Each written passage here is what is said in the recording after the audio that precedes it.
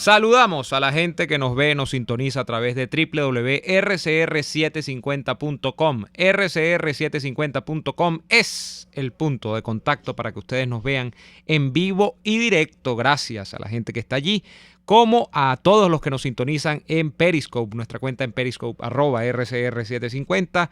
Gracias también por estar allí y infinitas gracias a quienes en diferido nos buscan en nuestro canal de YouTube, el de Radio Caracas Radio, RCR750, así nos buscas en YouTube y puedes ver no solamente Y Así Nos Va, sino cualquiera de los programas de la estación, los puedes buscar allí en YouTube. No olvides darle al botón rojo a mano derecha superior, esquina superior derecha, está un botón rojo que te dice suscribirte y es muy importante para nosotros que lo hagas. Ya tenemos a Daniel en línea. Buenas tardes, Daniel, ¿cómo estás? Buenas tardes, Neomar Hernández. Saludos para ti y para todos los que a esta hora se conectan con nosotros a través de las distintas plataformas disponibles para tal fin. Desde la fría noche sajona a -2 grados de temperatura aún en otoño, les saluda Daniel Lara Farías. Neomar, este frío está como para salir en traje de baño a las calles. ¿Y cómo vas a salir en traje de baño? Tú eres loco, chamo. ¿Cómo vas a salir? Esto es una maravilla, chicos. ¿A cuántos grados estás allí ahorita? Te acabo de decir, vamos a revisar pero -3 grados, compañero. Perro, chamo. -3 grados. ¿Qué le parece? ¿Cuándo tú en La Guaira estuviste a -3 grados? Mira, una vez que me quedé dormido con la nevera abierta. Creo que no llegué a los -3, ¿viste? No, bueno, te iba a decir, porque si te quedaste dormido, llegaste a los -3 porque te quedaste del lado de adentro de la nevera, te quedaste adentro de la nevera dormido. Tuve como a 12 grados, una cosa así. Mira, eso debe ser, cuando tú te quedaste, eso debe ser después de aquella, fue una rumba. A ver, ya vas a empezar a inventar cosas. No estoy inventando, esto fue verídico. Vas a empezar. Eso fue después del matrimonio de una de las hijas de nuestra querida Thaís Peñalver. De Kika, que es una señora que ¿Kika o Thaís? Kika es una señora. Kika es una señora que se la pasa burlándose de mí con sus bellos y deliciosos profiteroles en sus redes sociales, porque Kika se dedica a llenar de dulce la vida de la gente en Caracas con sus profiteroles. Eso le llaman bullying gastronómico. Y entonces, exacto. Entonces, yo le digo, oye, vale, que hay unos profesores, y me dice, bueno, te los voy a mandar, pero quizás van a llegar un poquito dañados. Es mala, Kika, es mala. Es mala. Bueno, entonces Kika, cuando se casó con Daniel, por cierto, tocayo tuyo. Correcto. Bueno, hubo aquella cuestión maravillosa. Estábamos Daniel, Wilixa y yo en esa extraordinaria noche, ¿no? Sí, salimos de allí, ¿a qué hora? Como a las 5 de la mañana, Daniel. Yo no sé a qué hora salimos de allí, pero Daniel salió saludando a los cuadros del sitio, saludaba a los cuadros. Y a las chicas malas que pasaban por los alrededores. No sabemos si eran chicas malas. Tú decías. No eran, vale. ¿Por qué? ¿Por la pinta? Por la pinta, no. Por la hora. Porque Daniel sacó una conclusión. Había unas damas que estaban entrando al Tamanaco a esa hora, a las 5:30, 6 de la mañana, y Daniel dice, vienen de trabajar. Y yo le digo, o van a trabajar. Y yo le digo, pero ¿cómo sabes tú? No, eso es por la hora que no sé qué está. Bueno, Daniel se ha montado en el carro y Daniel despertó, fue cuando llegó a su casa, que bajamos a La Guaira a esa hora, llevé a Daniel. Me imagino que después que subió se acostó al lado de la nevera y se despertó a -3 grados. Por eso es que está refiriendo la anécdota. Hoy, tal día como hoy, en el año 1952, Marcos Pérez Jiménez entró a la historia de la infamia al desconocer un resultado electoral, patear la mesa y convertirse con la alcahuetería de buena parte de la sociedad venezolana, que es tradicionalmente bastante alcahueta cuando se trata de un militar empoderado, en dictador. Así que feliz día a los perejimenistas que normalmente no celebran este día, porque yo de verdad yo no sé qué es lo que celebran los perejimenistas. En estos días vi a un muchacho, porque aparte de eso son unos muchachos bastante jóvenes, la gran mayoría de los perejimenistas, porque los perejimenistas de verdad se murieron.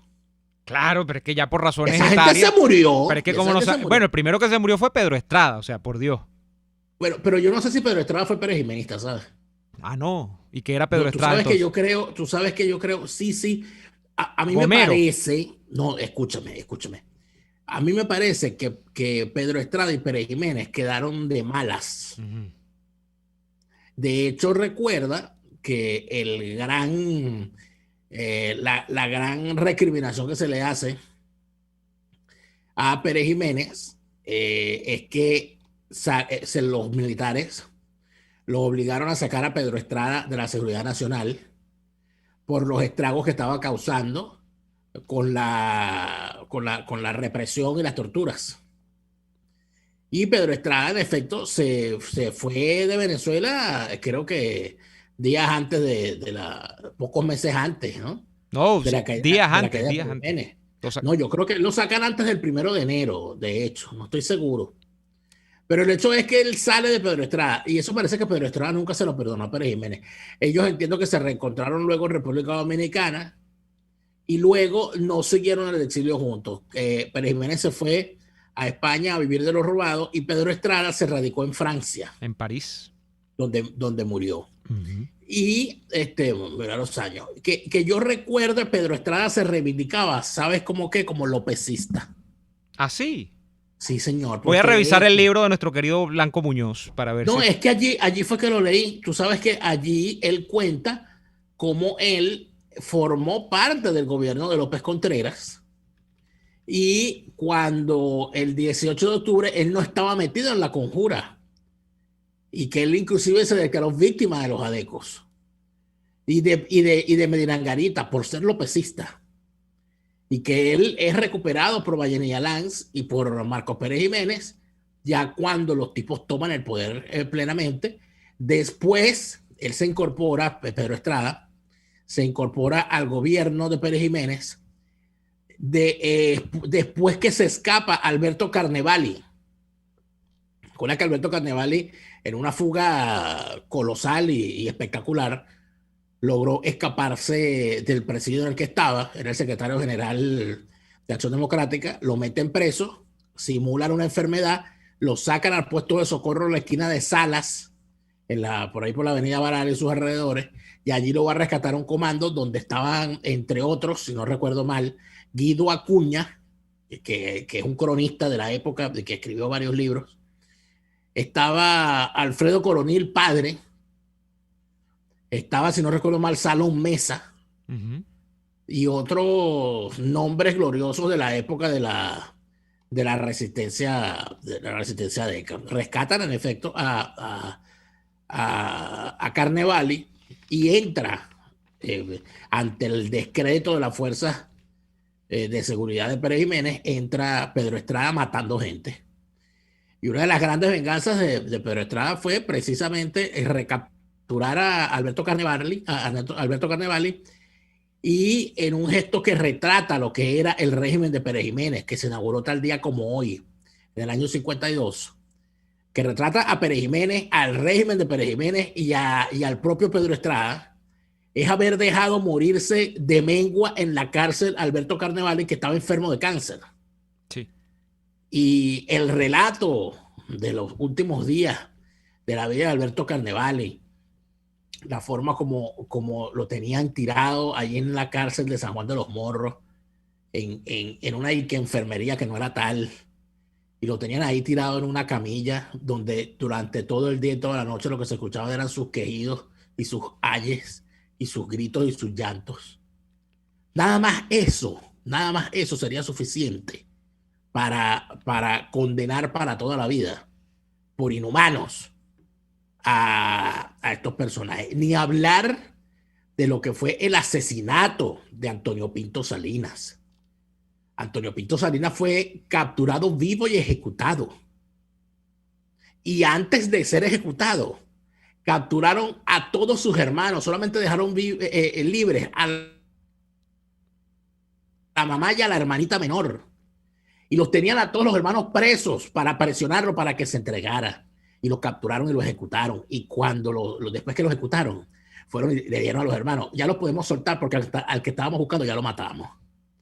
Eso era el perejimenismo. Eso es lo que estos muchachitos reivindicadores de Pérez Jiménez, que ninguno de ellos ha recibido un trancazo en una calle protestando, por cierto. Ninguno de ellos estuvo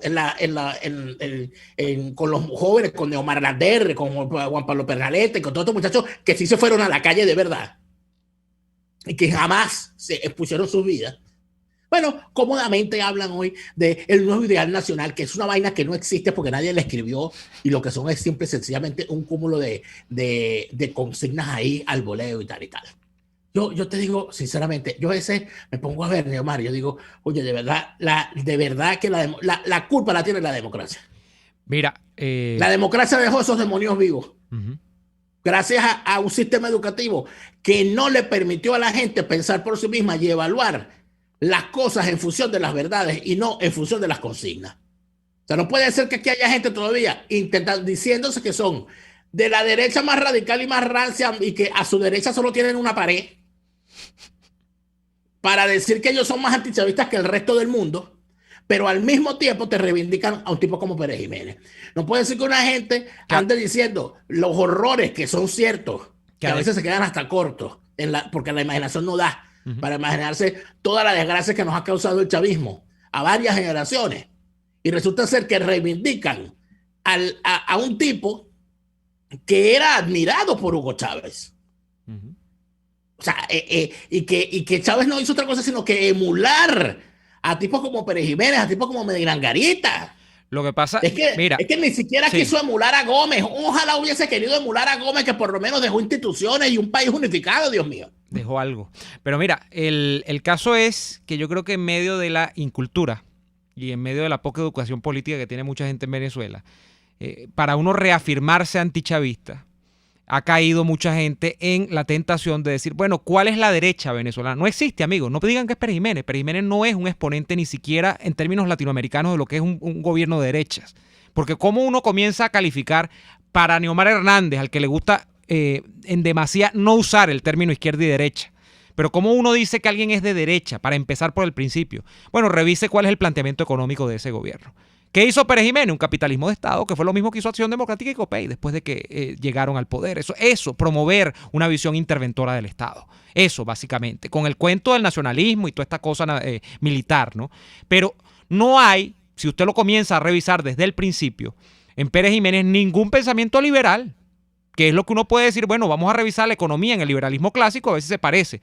No hay. Entonces, hay gente estúpida, porque no tiene otro sentido la palabra, sino estupidez, en el sentido griego incluso del término, que dice, no, yo como quiero ser más antichavista y más derecha que nadie, soy Pérez Jimenista. No, hermano, no, eso no es de derecha. Eso no es derecha. Pérez Jiménez fue un dictador más de los muchos que hubo entre la década de los 40, los 50, los 60 y los 70 y hasta los 80 en algunos países de América Latina. De eso que significó, bueno, la política de dictadores apalancada por el gobierno de los Estados Unidos en distintas partes de América Latina. Mira, y una cosa importante, Neomar. Mira, sí. Una cosa que es siempre importante.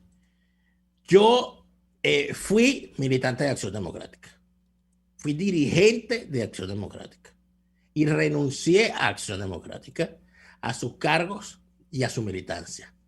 Y no ha habido, y aquí se lo voy a decir con todas sus palabras, no ha habido en la historia reciente de Venezuela una persona que en los medios de comunicación haya dicho peores cosas de esa Acción Democrática y de esos dirigentes de Acción Democrática que Daniel Lara Farías, quien aquí les habla. Reto a cualquiera a buscar a otro que haya sido capaz de combatir a esos mequetrefes que secuestraron lo que quedaba de ese partido y que me lo pongan aquí y que digan si ha hecho contra esa AD más de lo que he hecho yo. Ahí puedo apostar lo que quieran, porque inclusive en el exilio estoy. Así es sencillo. Pero, y eso lo digo, porque entonces la gente cree, no, es que tú eres anti-perejimenista porque tú eres adeco. Y si tú estás contra Pérez Jiménez es porque tú eres adeco. Bueno, ese pensamiento binario propio de los simios, yo se los respeto. Pero es que además de eso, yo he tratado de desapasionar mi visión de Pérez Jiménez, porque si tengo un apasionamiento contra Pérez Jiménez, bueno, porque Pérez Jiménez le desgració la vida a mi familia. Pérez Jiménez metió preso a mi abuelo, yo se le causé un grave daño a mi familia, daño que en mi familia se recuerda muy bien. Tengo el derecho a tenerlo en mal concepto. Pero más allá de lo personal, es que lo que hay es que revisar los hechos. Revise los números, revise los hechos, revise los resultados, revise la historia de Venezuela y después de eso, desapasionadamente, sin utilizar epítetos como yo acostumbro, porque es mi estilo, usted podrá decir Pérez Jiménez esto, Pérez Jiménez lo otro. Pero se los digo porque normalmente la descalificación, bueno, porque es que a ti se te sale el Badeco. Bueno, a mí, yo quisiera que alguien me diga en mi cara que se me sale el Badeco para que vea cómo se me va a salir y de qué manera. El apellido completo. Mira, bueno, para que vea cómo es la cosa. Y lo digo porque, bueno, porque las cosas hay que decirlas, ¿no? Por cierto, el libro de Pedro Estrada, que puede haber gente que pregunte, siempre nos gusta dar la referencia completa, es uno de los libros que compone los testimonios violentos recopilados por Agustín Blanco Muñoz. Y el libro se llama La dictadura.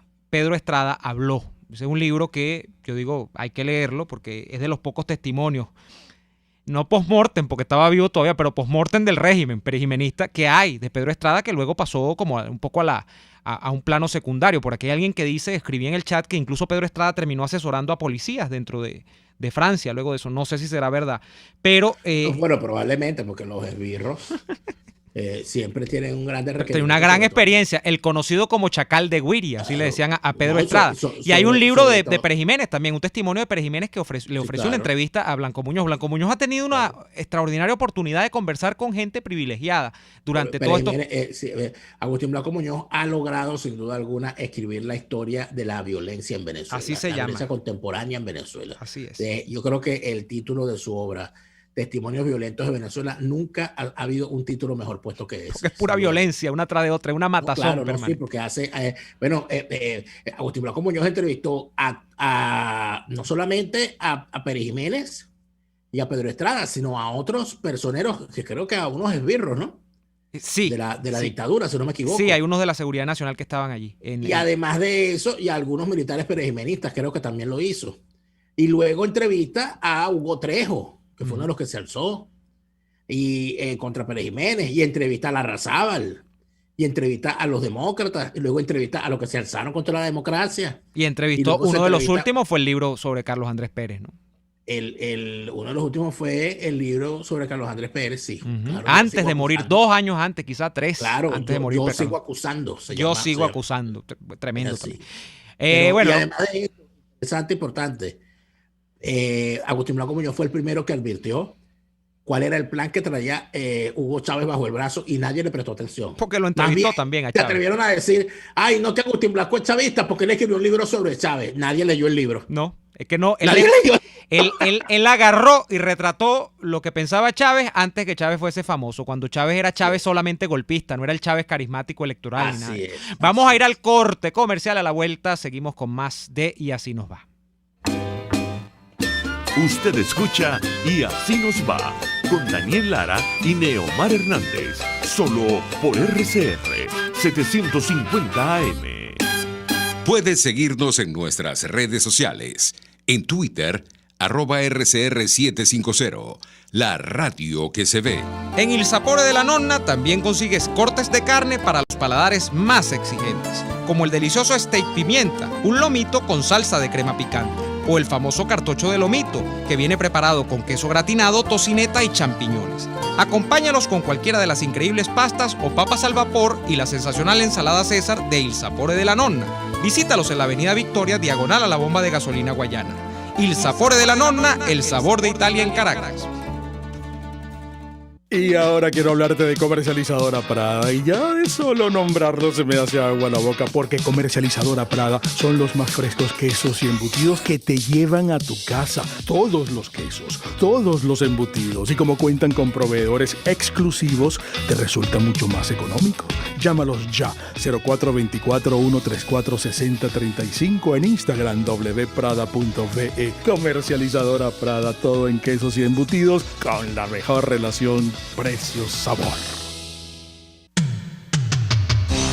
Antes de empezar el día, entérese de lo que acontece en el país junto a Pedro García Otero en Titulares de la Mañana, de lunes a viernes a las 6:30 de la mañana. Acompáñelo y empiece su día bien informado. Titulares de la Mañana con Pedro García Otero, solo por RCR 750 AM, porque lo bueno une.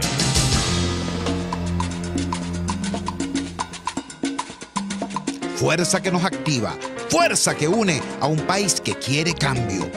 Mi nombre es Chuo Torrealba y estoy contigo desde las 5:30 de la mañana para que te enteres de todo lo que acontece dentro y fuera de un país en crisis, un país que quiere cambio y libertad. Unidad, la fuerza es la unión. De lunes a viernes desde las 5:30 de la mañana con Chuo Torrealba. Solo por RCR, porque lo bueno une. Contigo, María Corina Machado. En Venezuela han habido 29 elecciones en estos 22 años, 15 referéndums. Todos, absolutamente todos, han terminado con el régimen arrasando, arropando, atropellando. Incluso cuando la organización ciudadana se reflejaba en una participación tal y en una organización tal y en una lucha tal que podía revertir el fraude en los primeros tiempos. Hoy tenemos absolutamente claro que no hay manera que estos criminales salgan por los votos. No hay manera. Contigo, María Corina. Todos los martes, contigo. Solo por RCR, porque lo bueno une. RCR 750 AM, porque lo bueno une. Les estamos presentando Y así nos va, cuando se tiene algo que contar, con Lara y Hernández, solo por RCR 750 AM. De vuelta en Y así nos va. Por cierto, hablando del tema que nos ocupaba en el corte precedente, el tema de el día aniversario que estamos recordando. Habría que ver cómo comenzó todo esto. Y esto comenzó, paradójicamente, como dice el dicho aquel, creo que era de Marx, de que la historia a veces se repite como farsa y a veces como tragedia. Que el 30 de noviembre del año 52, ¿qué estaba convocado en el ánimo electoral venezolano? Bueno, un proceso que iba a elegir unos diputados. Era, de hecho, un proceso para elegir una Asamblea Nacional Constituyente. Una constituyente que se iba a instalar a reformar la Constitución, que se había hecho durante el trienio ADECO en el año 47, y en ese sentido se llamaba a participar, ¿no? Entonces decían, ¿quién va a participar? AD no podía, pues estaba inhabilitada. La media dirigencia, o por lo menos el 80%, perseguida. No estaba del todo pensado que iba a participar la oposición, pero termina participando URD y COPEI. Bueno, en esa elección se dice, nunca trascendió el resultado oficial, que Jovito Villalba, que era el que de alguna manera capitaneaba los esfuerzos de la oposición, por el que se dice que muchos adecos votaron también, ganó la elección. URD fue la fuerza más votada. El FEI era el partido o el remedio de partido que había montado Pérez Jiménez. ¿Qué le tocó a Jovito Villalba después de aquella elección? Y la historia es una poesía en el fondo. Bueno, irse del país. Lo sacaron en un avión y listo, y hasta allí llegó. COPEI se quedó un ratico más, no porque Caldera fuese colaborador de la dictadura ni mucho menos, sino que trató de seguir haciendo oposición, terminó preso después. De hecho, a Caldera el 23 de enero creo que lo agarra fuera del país porque creo que lo soltaron, no recuerdo bien cuál fue la historia, pero Caldera cayó preso durante el régimen de Pérez Jiménez y se quedó la oposición sin representante durante aquella tiranía. Pero bueno, vamos al caso, y es que nos acompaña ya en la comunicación vía web el profesor José Rafael Herrera. Es un gusto nuevamente recibir a José Rafael, profesor de filosofía, además PhD en ciencias políticas y gran amigo de la casa. José Rafael, ¿nos escuchas? Hola, sí, los escucho bien. ¿Cómo están? Qué bueno tenerte en el programa, José Rafael. Mira, vamos a arrancar rapidito para no perder mucho tiempo. He escuchado una expresión tuya, o mejor dicho, la he leído, lo que pasa es que es como escucharte cuando te leo, que termina convirtiéndose en una expresión que creo que sintetiza bien el ánimo de lo que termina siendo el chavismo como ya no régimen político, sino como régimen a seca, que es la expresión gangsterato. Pensar en un gangsterato, que es como una especie de gobierno pero arbitrado por una mafia, por una casta criminal en absoluto, ya lo lleva a uno a decir, bueno, es perfecta la definición, pero también lo lleva a uno a decir, mira, si uno asume que son unos mafiosos los que están en el poder y que esto no es una lógica política convencional, no hay que tender puentes hacia las soluciones políticas convencionales. ¿Qué es el gangsterato, José Rafael, para ti? Bueno, fíjate, el gangsterato es una determinación histórica y tiene orígenes, como decía Aristóteles, siempre hay que tratar de comprender las cosas a través de sus orígenes. El gangsterato se inicia conceptual e ideológicamente con la implementación de los regímenes totalitarios. Un régimen totalitario, como por ejemplo el que existió durante 60 y algo de años en la Unión Soviética, va progresivamente estableciendo las condiciones para que ese sentido de régimen vaya terminando en una especie de camarilla de mafia que finalmente desdibuja absolutamente el panorama político que lo instauró, a partir del cual, digamos, cobró vigencia. Se va quedando con el aparato ideológico como mampara que rodea, digamos, los grandes mitos de los cuales surgió, pero en el fondo se trata es de una especie de grupo de ampones, de criminales, que simplemente tienen un negocio, un gran negocio, se están enriqueciendo enormemente, tienen contactos internacionales y, bueno, son los que detentan el poder de un país hasta la saciedad y que terminan, por supuesto, arruinando ese país, como ha sucedido no solamente en el caso nuestro en Venezuela, sino que ha sucedido en otros países ya consabidamente. Entonces, eso es lo que significa un gangsterato. Es como si la política comenzase a devenir en crimen y dejase de ser política. Sí. Es un poco lo que decía Benedetto Croce a través de la posición de la dialéctica de la distinción, que no es lo mismo que la dialéctica de la oposición. Una dialéctica de la oposición se establece entre dos factores que, si bien son contrarios entre sí, forman parte de una misma, digamos, configuración. Bueno, en algún momento la izquierda y la derecha, por ejemplo. Pero cuando aparece la distinción, entonces tú empiezas a hacer política por una parte y lo otro, lo que debió haber sido en algún momento el opuesto de tu posición política, ya no es un opuesto, es un distinto, claro, porque adquiere unas dimensiones absolutamente distintas al juego político y se transforma en un juego criminal. Ese es el punto, digamos, dramático dentro del cual pareciera que estamos viviendo los venezolanos. Sí, ahora, profesor José Rafael Herrera, al regreso del corte, creo que nos gustaría escucharle en extenso un poquito más sobre el asunto, porque lamentablemente, a pesar de que se repite, a pesar de que se reiteran escenarios que ya hemos superado, donde nos han vendido las mismas fórmulas para enfrentar un gangsterato y el resultado ha sido exactamente el mismo. Que nos roban, que nos matan, porque el gangsterato actúa siempre a través del crimen. Quisiéramos, al regreso de este corte comercial, intentar hablar de esas fórmulas que se han utilizado y de cómo hoy, cuando faltan apenas unos días para utilizar las mismas fórmulas que tenemos utilizando todos estos tiempos en un evento electoral, terminan siendo las cosas prácticamente inútiles en este sistema donde parece que la política dejó de tener espacio hace mucho tiempo. Vamos al corte, amigos, y ya venimos con más de esta conversación con el profesor José Rafael Herrera, que nos acompaña esta tarde. RCR les está presentando a Lara y Hernández en Y Así Nos Va, por sus 750 AM. Puedes seguirnos en nuestras redes sociales. En Twitter, @RCR750, la radio que se ve. A tuplata.com.be, la cuarentena no los detiene. Siguen haciendo envíos desde los Estados Unidos a Venezuela, sin complicaciones. Además de eso, buscan tu carga en Tampa, Orlando y Miami sin ningún costo adicional. Sí, no tienes que moverte. Van hasta la puerta de tu casa y se encargan de todo. tuplata.com.be, con promoción de servicio de pick-up gratis. Hasta en la cuarentena, tuplata.com.be. En los envíos te da la tarifa más baja y en el menor tiempo.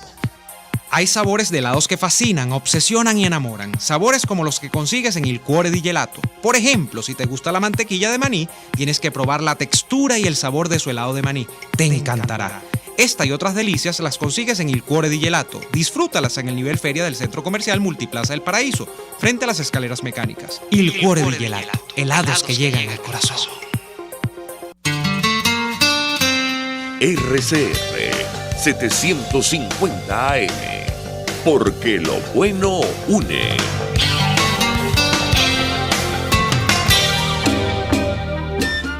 Estamos escuchando Y Así Nos Va con Lara y Hernández por RCR 750 AM. Continuamos. Sí, así es, Daniel, adelante. Continuamos. Profesor José Rafael Herrera, al gangsterato se le ha enfrentado durante 22 años a través de las elecciones y avesados analistas de distintos tipos nos han prevenido. No, hay que abandonar cualquier pretensión de violencia. No te lances por el tobogán de la violencia, lánzate por el tobogán electoral, porque si tenemos los votos ganaremos, y si cuidamos los votos y vigilamos bien los votos, no hay fraude posible, y si ganamos cobramos, etcétera, etcétera. Después de haber vivido 22 años en esto y 22 años viendo que nada de eso ha sido verdad, a pesar de que hemos ganado inclusive abiertamente y de nada ha servido, ¿por qué razón la sociedad sigue ajena al asunto como si lo que pasó estos últimos 5 años hubiese sido mentira? El gangsterato ha arrasado con cualquier fórmula de la voluntad popular y pareciera que no hay ninguna salida, o sea, que repetir las mismas salidas es como tonto. ¿Por qué la sociedad está ensimismada en repetir y repetir y repetir las mismas fórmulas? Bueno, yo no creo que es la sociedad, yo creo que son los sectores políticos, algunos sectores políticos, y los asesores de esos sectores políticos. Me refiero, digamos, a sociólogos, economistas, politólogos, etcétera, que están por detrás de las dirigencias de los distintos partidos políticos que insisten en pensar en términos independientes de la realidad. Es decir, están acostumbrados a establecer fórmulas, métodos que ellos llaman, instrumentos de apreciación, toda una serie, digamos, de metodologías que ellos consideran científicas, además, y que lamentablemente, terminan haciendo ver que sí, que es perfectamente posible, que es un juego electoral, que hay que buscar la manera de defender los votos. Eso es todo, porque lo otro es simplemente lo que ha sucedido de acuerdo con ciertas y determinadas, entre comillas,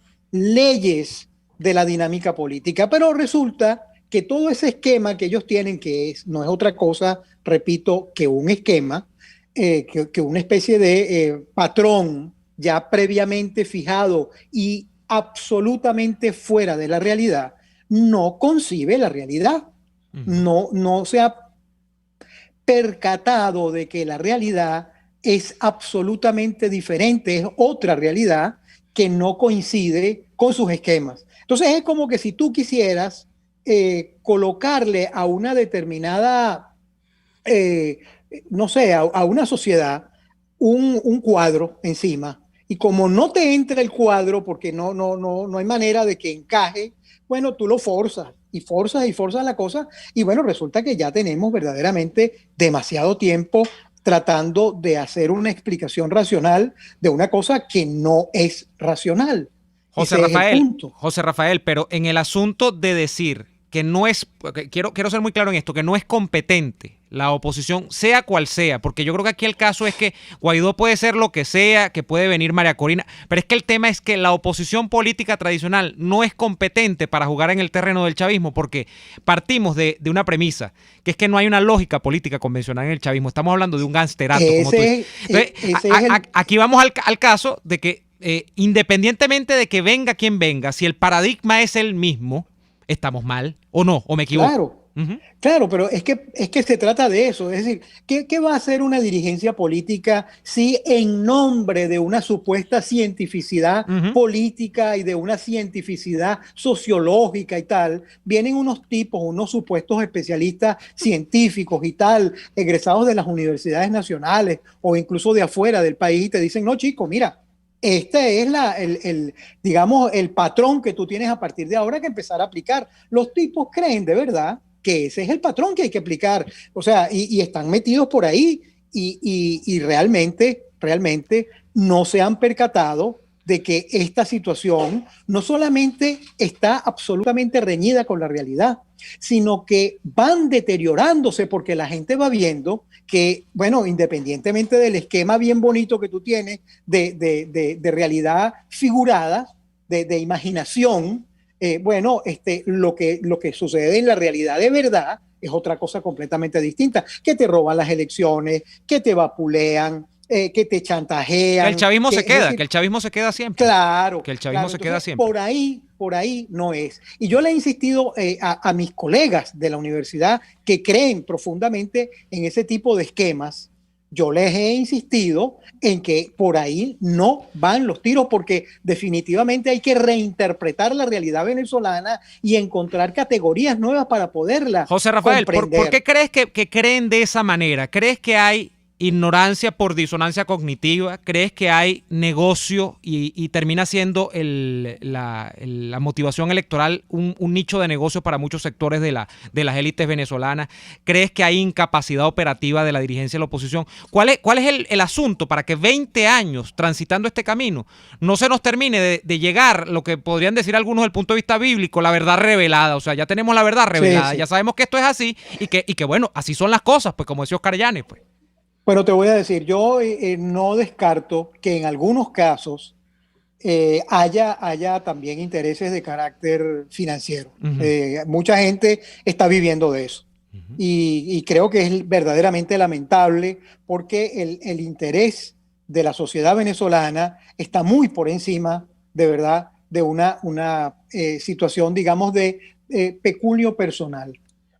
Pero el asunto es que aparte de eso, es decir, aparte, digamos, de estas ciertas personillas que se las tiran de científicos y andan cobrando muy bien, hay también una convicción, hay la convicción de que eso es ciencia, de lo que de verdad ellos creen que ellos están haciendo un esquema científico que les está revelando a los políticos cómo es que tiene que comenzar a hacerse el juego a partir de ahora. Y resulta que a partir de ahora van 20 años, ¿no? Claro. Bueno, 22.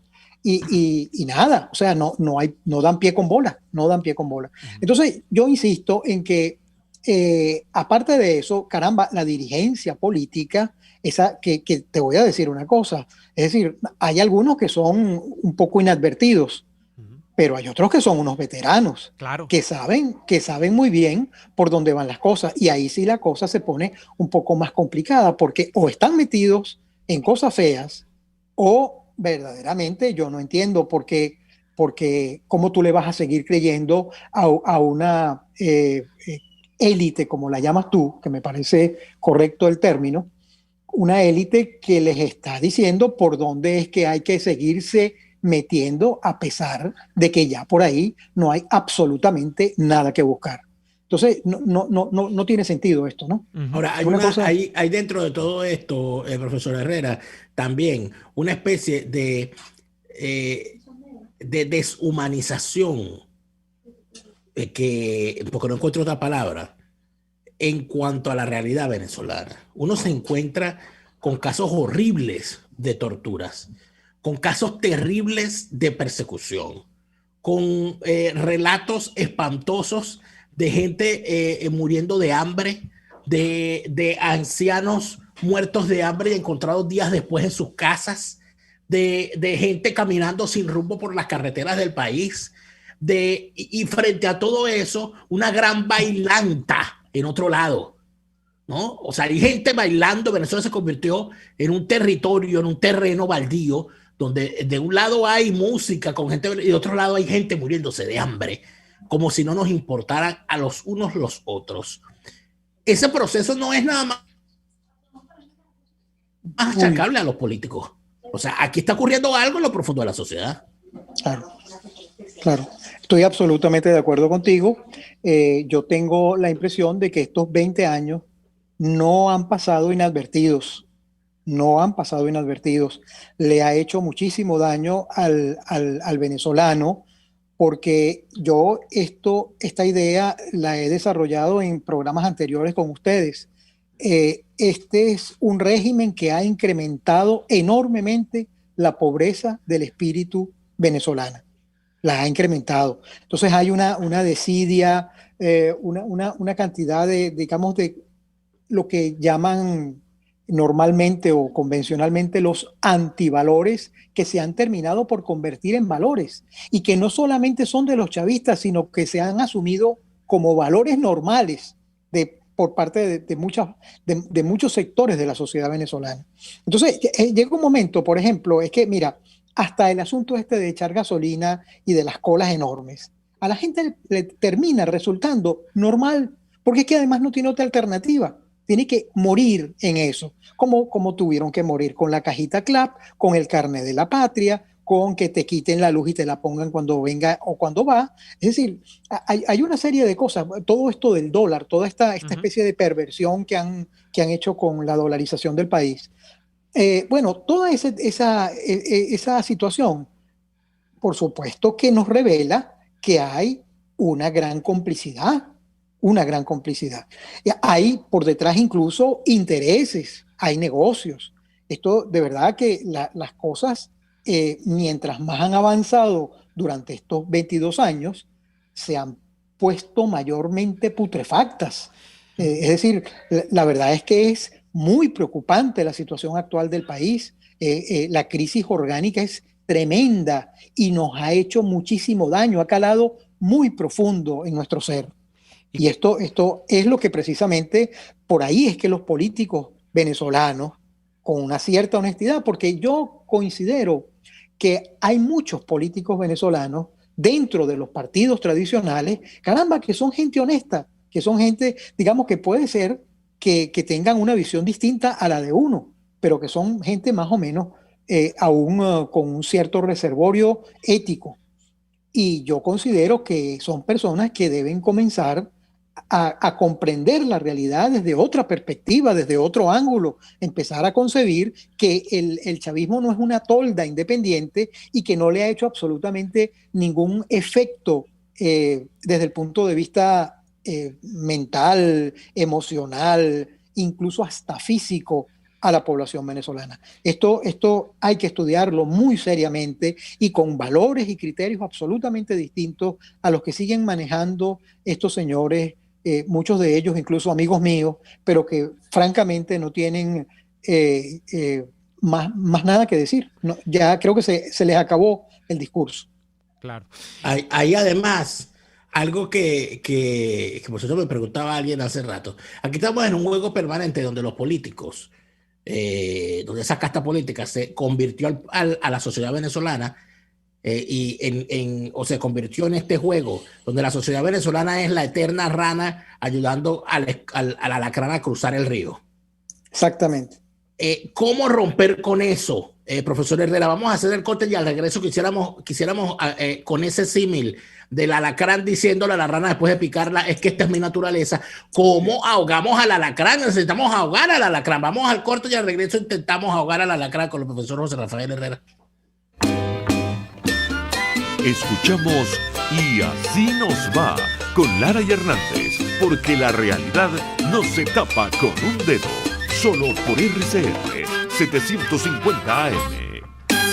Sintonícenos a través de Periscope, @RCR750, la radio que se ve. Antojos de pizza, pasta o risotto durante la cuarentena, lo resolvemos. En Il Sapore de la Nonna tienen delivery a varias zonas de Caracas. Así es, Il Sapore de la Nonna te lleva lo mejor de la comida italiana hasta la puerta de tu casa. Haz tu pedido por el 0212-634-0982 o por el 412-569-9404 y disfruta de todo su sabor. Il Sapore de la Nonna en cuarentena sigue siendo el sabor de Italia en Caracas. Atuplata.com.be, la cuarentena no los detiene. Siguen haciendo envíos desde los Estados Unidos a Venezuela sin complicaciones. Además de eso, buscan tu carga en Tampa, Orlando y Miami sin ningún costo adicional. Sí, no tienes que moverte. Van hasta la puerta de tu casa y se encargan de todo. Tuplata.com.be con promoción de servicio de pick-up gratis. Hasta en la cuarentena, tuplata.com.be. En los envíos te da la tarifa más baja y en el menor tiempo. Hay sabores de helados que fascinan, obsesionan y enamoran. Sabores como los que consigues en Il Cuore di Gelato. Si de fruta se trata, no te pierdas el de fresa, el de mora o el de pay de parchita, con ese toquecito de acidez que nos encanta. Esta y otras delicias las consigues en Il Cuore di Gelato. Disfrútalas en el nivel feria del Centro Comercial Multiplaza del Paraíso, frente a las escaleras mecánicas. Il Cuore di Gelato, helados que llegan al corazón. Les estamos presentando Y así nos va, cuando se tiene algo que contar, con Lara y Hernández, solo por RCR 750 AM. Preguntaba Daniel sobre cómo ahogar al alacrán y quizá me aventuro yo con la respuesta. Quizá lo primero y lo principal sería despertar, ¿no? Y en ese sentido, José Rafael, cuando uno ve que las iniciativas de lo que se supone es la oposición oficial al chavismo, por estos días es convocar a una consulta, a una especie de plebiscito popular como el que ya se hizo hace 3 años y que se vende como la pomada cura todo, la panacea para remediar el entuerto en el que ha sumido el chavismo al país. Parece que las cosas no son muy auspiciosas, ¿no, José Rafael? Sí, bueno, fíjate, yo voy a insistir en esta idea. Para que tú tengas un concepto de oposición, porque es que tú lo acabas de decir, tú dices la oposición venezolana al chavismo. Bueno, para que exista oposición, tienen que haber 2 términos que son correlativos. Es decir, tú tienes un polo norte porque existe un polo sur. Uh-huh. Tú tienes una izquierda porque existe una derecha. Pero cuando tú dejas de tener un polo, uno de los 2, entonces ya no hay oposición. Que, por cierto, en estos días le escuché decir eso a Diego Arria. Dijo, es que en Venezuela no existe una oposición, y tiene razón. No hay oposición, sino en todo caso, siguiendo a Croce, una distinción. Somos distintos. Eso es lo que es. Porque yo no me considero un malandro y yo considero que este es un régimen de malandros. Entonces yo soy distinto de esa gente. Ya ahí no juega el término de lo político, no es lo que se mueve de un lado para otro, sino que lo político está de un lado y del otro lado está un grupo de ampones. Bueno, con el ejemplo del alacrán, y la rana, hay que dejar de ser rana. Hay que dejar el papel de ser rana porque, francamente, ya las picadas no se aguantan. No sé si a través de la metáfora me hago entender. Claro. Pero es que el papelazo de rana, digamos, yendo a las mesas electorales, ya verdaderamente es hasta ridículo. Cansón. Que tú sepas que cada vez que vas a atravesar el río, te van a volver a picar, por el amor de Dios. Sí. Bueno, José Rafael, ya finalmente hay una expresión tuya a mitad de nuestra conversación que me impactó mucho, y es que tú dices, esta cosa que usa el chavismo como aparato ideológico termina siendo una mampara, porque ya creo que el chavismo de nuestros días hasta desideologizado anda. ¿Y por qué digo esto? Porque ¿cuál es el cemento fundamental que une al chavismo si entendemos que es una corporación criminal o un gangsterato tal cual tú lo describes? Bueno, que allí no hay, a pesar de que la influencia castrocomunista es más que evidente, ya ahí no hay un pegamento ideológico, y aquí no es que ni siquiera se venere a Chávez como unidad, y que por eso las distintas familias del chavismo estén unidas en torno al recuerdo de Chávez. No, allí lo que hay es puro interés crematístico, puro interés hedonista. Es interesante eso porque estamos hablando de un chavismo que ha dejado de ser una cosa para convertirse netamente en algo apolítico, netamente en algo criminal, y que se mantiene unido entre sí porque hay negocios correlacionados que funcionan, ¿no, José Rafael? Exactamente. Eso, bueno, no tendría nada absolutamente que agregarle a lo que tú acá. Es la sinopsis de lo que yo he intentado decir. El chavismo es una, efectivamente, organización criminal que ha logrado, digamos, poner de manifiesto el peso de la gangsterilidad como elemento fundamental de control de la sociedad venezolana. Y eso no tiene absolutamente nada ya que ver con ninguna bandera política, con ninguna bandera ideológica. Ya no hay libritos de los principios del materialismo dialéctico, ni absolutamente Marta Harnecker quedó en el pasado. Es decir, ya por eso es que progresivamente aquellos asesores que se fueron buscando, aquel alemán que se buscaron para que les hiciera la ideología del socialismo del siglo. Exactamente. Bueno, ya eso todo desapareció, los despidieron, señores. Quedaron oliendo a naftalina todos. Exactamente. Ninguno pudo crear nada nuevo, sino que lo que hicieron fue reciclar modelos viejos para terminar donde mismo, en la miseria, en la dictadura, en las tiranías, en las torturas, en los sistemas, y en lo único en lo que han sido eficientes, crear sistemas de vigilancia de sus propios ciudadanos. Sí, y en una perversión que, digamos, que predomina, que es preponderante en todos los sectores de esa casta gobernante, ¿no? Bueno, pero en todo caso, siempre tendrán la necesidad de usar el pueblo y Ali Primera, y tú sabes, claro, uno que otro llamado a las banderitas rojas y tal, porque bueno, hay que animar un poco el show. Y hay que poner una mascarita, pues por lo menos para enmascarar la cosa. Claro, para justificar que ellos todavía, digamos, forman parte de una organización que tiene la pretensión de, bueno, nada más lejos de alcanzar una sociedad con justicia social, con igualdad o equidad, con mejora para el promedio de los ciudadanos. Con mejora. Sí, claro. Olvídate, eso no es de interés. Lo importante es que esa casta cívico-militar que ha consolidado la forma del gangsterato, eso es lo importante, los negocios. Y eso hay que acabarlo. Yo se los decía a ustedes en un programa anterior también. No ya siquiera con una acción, con una praxis política, sino incluso con una praxis policial, porque se trata de delincuentes. Y a los delincuentes hay que meterlos en la cárcel porque eso es lo que se merecen. Gracias, José Rafael Herrera, por esta estupenda conversación de esta tarde. Muchísimas gracias a ustedes, como siempre, amigos. No, a ti. Bueno, el profesor José Rafael Herrera, como siempre, brindándonos una magnífica conversación. Nosotros, amigos, hemos llegado al final del programa y esperamos tener la posibilidad luego de volver a conversar, como siempre, con el profesor Herrera. Amigas y amigos, eso ha sido todo por hoy. Nosotros los esperamos mañana en un nuevo programa de Y Así Nos Va. Hasta entonces. Por hoy termina Y Así Nos Va. Síganos en Twitter en @y así nos va, @delaraf y @neoadolfo. RCR 750 AM.